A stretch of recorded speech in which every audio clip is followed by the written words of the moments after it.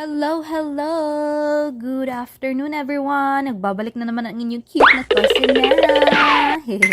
By the way, guys, no, for today's video ay magluluto ulit tayo ng chicken with white pasta sauce. Yun na yun.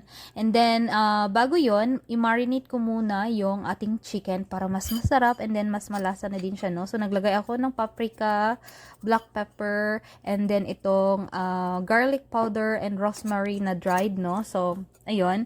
Ihalo-halo lang natin yan siya ng mabuti. So, ayan, na-mix ko na siya. And then, mas masarap din sana siya or mabango din if may oregano powder kayo. So, ako kasi nakalimutan kong bumili ng oregano powder. So, pero pwede na yan din. Masarap na din siya, no?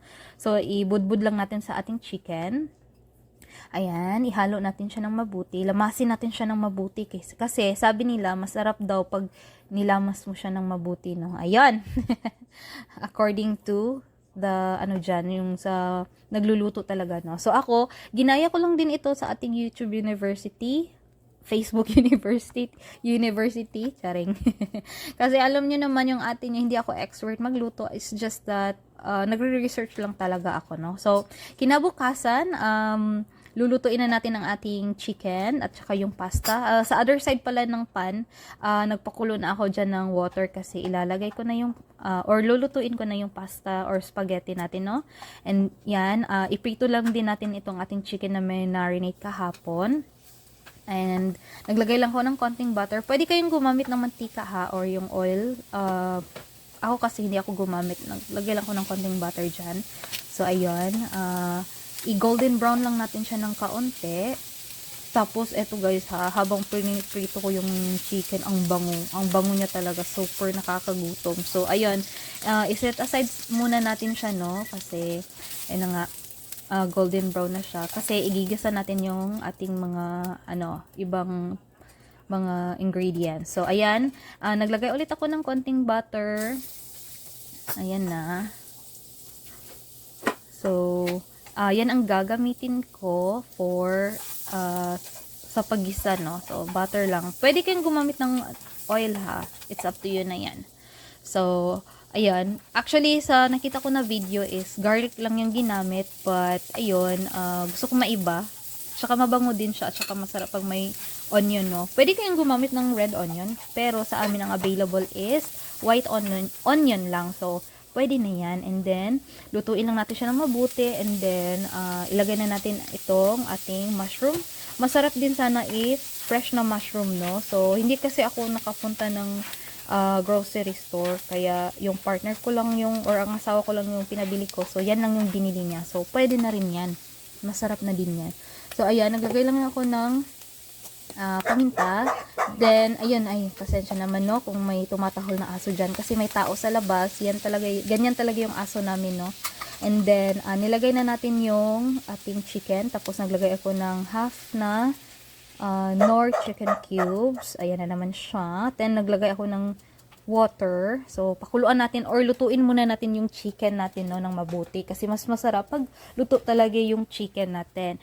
So, niluto ko lang itong chicken natin for about, tawag nito, 20 minutes. But, chinek-check ko siya ha, from time to time para iwas sunog or yung nawala na yung tubig. Ayun. Tapos, maglalagay ako ng itong heavy cream na 2 cups. Pwede din kayo gumamit ng ng all-purpose cream. So, wala ako niyan dito. Ito lang yung available namin. Pwede rin yan. And then, naglagay ako ng cheese after ng 3 minutes na pagpapakulo natin sa ating sauce. And then, pwede kayong gumamit ng maraming cheese. It's up to you na yan, guys. And then, ito sa akin, parmesan yung meron ako. And then, itong 4 na flavor or 4 na mix na cheese, no, naglagay din ako para creamy talaga yung ating sauce. Ayun. At saka hindi na ako naglagay ng other pampalasa ha, like kasi may yung chicken natin, marinate ko na, and then yung cheese medyo maalat na din siya, so may lasa. So pag hindi nyo gusto yung like kulang kayo sa alat, pwede kayong magdagdag ng konting salt or more cheese. Ayan. Nilagay ko na yung ating pasta. Ayan, haluin lang natin siya ng mabuti. At saka, yan. Pahinaan nyo ulit yung apoy ha. In a slow cook lang yan. Mahina yung apoy para hindi naman mawala agad yung ating sauce. Ayan, lagyan natin ng spinach. Yan, masarap siya guys pag may spinach. Para may gulay din yung pasta natin, no?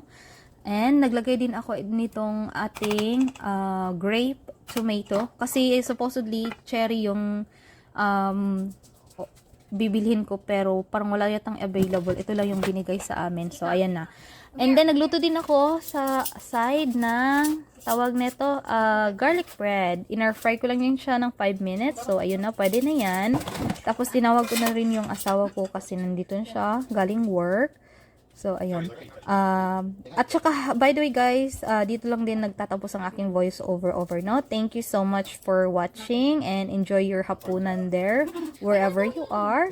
And be safe as always. God bless sa inyo and bye-bye.